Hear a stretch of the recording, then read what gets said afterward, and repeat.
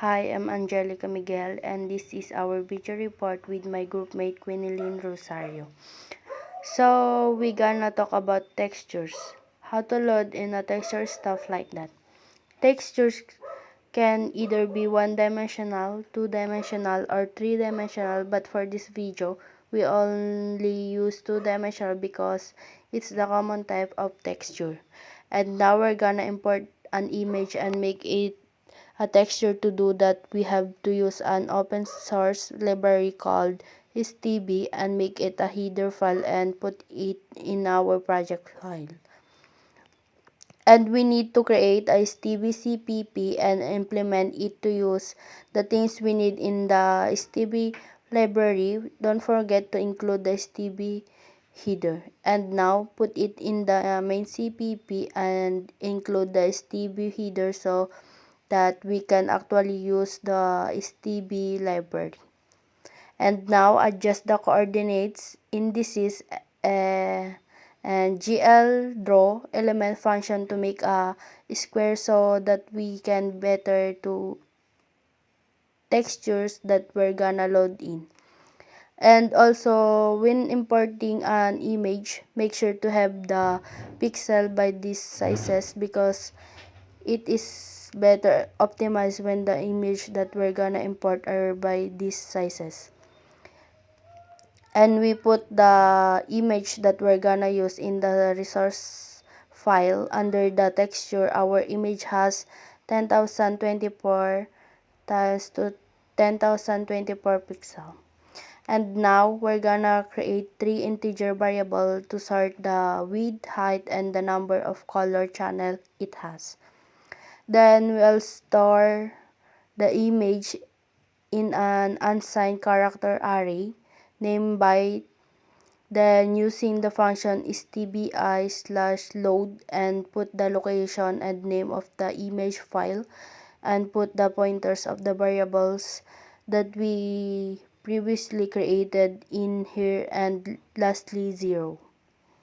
And now create the texture object by first creating a reference variable of the type Glowant and naming it texture. Then we use glgen texture to generate the texture object and put 1 because we only have one texture and point it to the reference variable. And now that we created it, we should also delete it at the end of the main function. Now we need to assign the texture to a texture unit. To insert our texture in a texture unit, we need to GL activate texture and plug in index of the texture unit and bind it by using GL bind texture, inserting the texture type which is 2D and its reference value. Now we have our texture binded. Now we have to choose how our image is processed by either GL nearest or GL linear. In our case, we use GL nearest.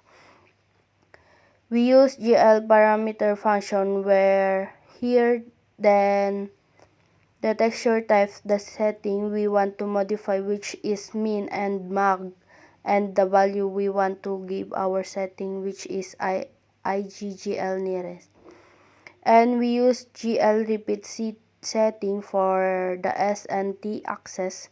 And now that we finish changing the setting,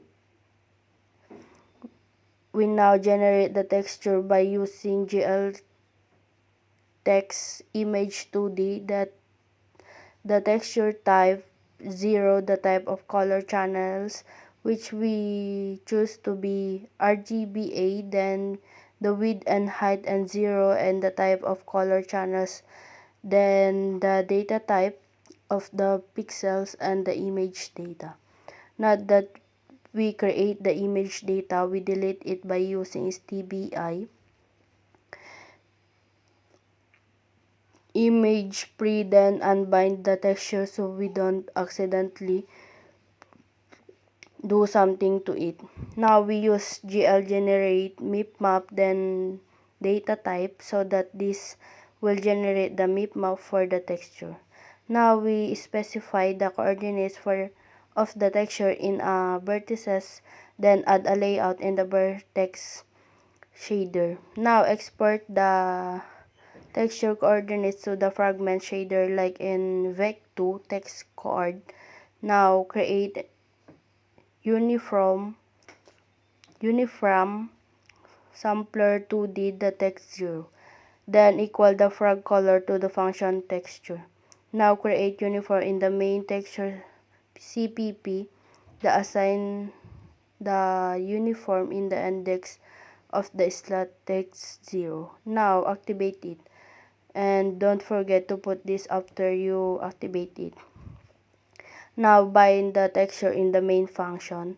And for the last, don't forget to put STBI, set flip vertically on load through so that it flips the image right side up, because if you run while you did not put this, then the image will be inverted or upside down.